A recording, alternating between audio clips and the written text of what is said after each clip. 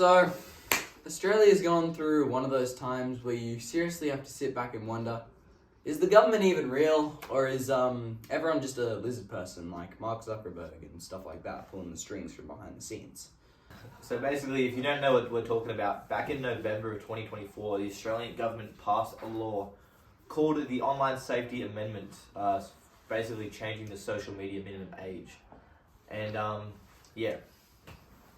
So yeah, starting December 2025, this makes it illegal for anyone under 16 to have an account on any of the big social media platforms like TikTok, Instagram, Twitter, and now even YouTube.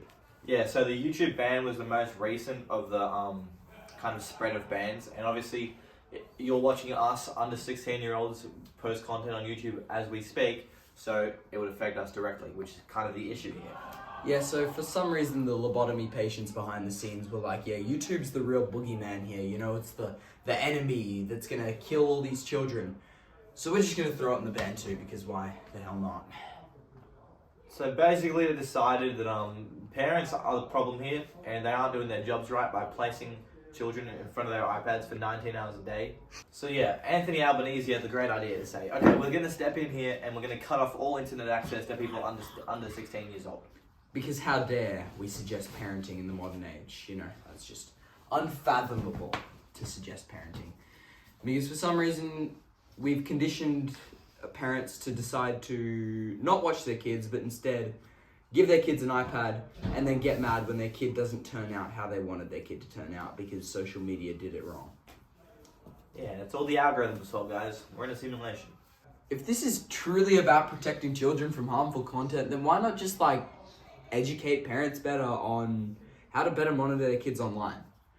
But no, we actually just decide that everything is harmful that exists, and we also want your data, otherwise, why wouldn't we? What? That didn't even make... Basically, the take on the main reason as to why they're doing this is quite silly, because I saw it on the news the other morning. Their argument was that children are getting shaped by algorithms these days, and obviously stepping aside from that for a moment, maybe if we taught some parents how to parent, that would be the case. But basically, it still doesn't make sense because the whole ban basically doesn't allow people under the age of 16 to be able to sign into YouTube, but you can still get an affected algorithm on a guest account. So it's so backwards and it just doesn't make sense. So yeah, this basically all means that if you're using YouTube to listen to music or watch educational videos daily, you can't do that anymore. So honestly, I don't think this is where the social media bans are going to end. I think there's going to be some more things put in place, and it's just going to end up with these several large social media companies just giving up on Australia and saying, you know what, your policies and your plans to do whatever you want with us are getting too far, and we're out. Like they do in places like China, because eventually companies are going to stop operating in China because there's just so much stuff wrong with how filtered everything is up there. That's why Fortnite pulled out of China, because Chinese Fortnite got way too hard for them to operate.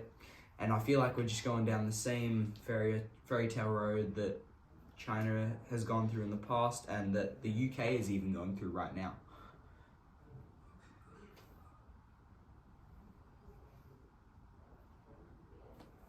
So yeah, no matter if it's the government thinking they have a positive influence or a positive idea right now.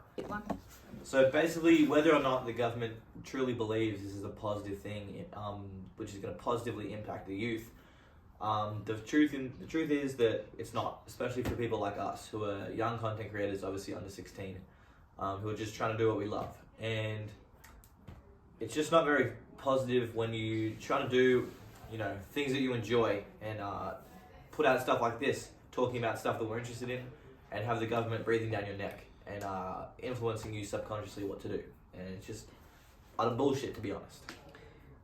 And honestly, I'm seeing a pattern with all these different countries all at once making this big push. And if it gets as bad as it is in Britain, where you have to, give away all your biometric data and your government ID just to access Twitter, that's insanity in and of itself, but that's for another video. If we get to that point, then it feels like it's just infringing on people's rights to have like a little bit of privacy on the internet. Maybe just a tiny bit of being able to have the free speech without having to fully identify yourself. Yeah, I agree. I think the problem that they have across the world through multiple governments is the people that have leverage over a large amount of people. For example, famous YouTubers, famous people on Instagram, famous people on any social media platform, having the ability to leverage a large amount of people and do what have you, whatever it might be. So I think that's the only issue that they have with things like that, and it's just really a silly way of doing it. So yeah. That's pretty much it for the more serious video for today.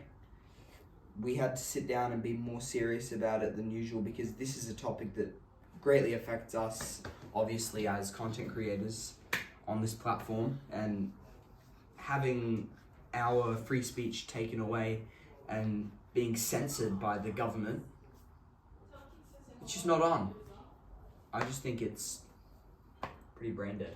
It's just not on. It's just not on. So guys, that's actually going to wrap it up for now. We'll see you in the next one. Up and Go, please sponsor us. Up and go. No!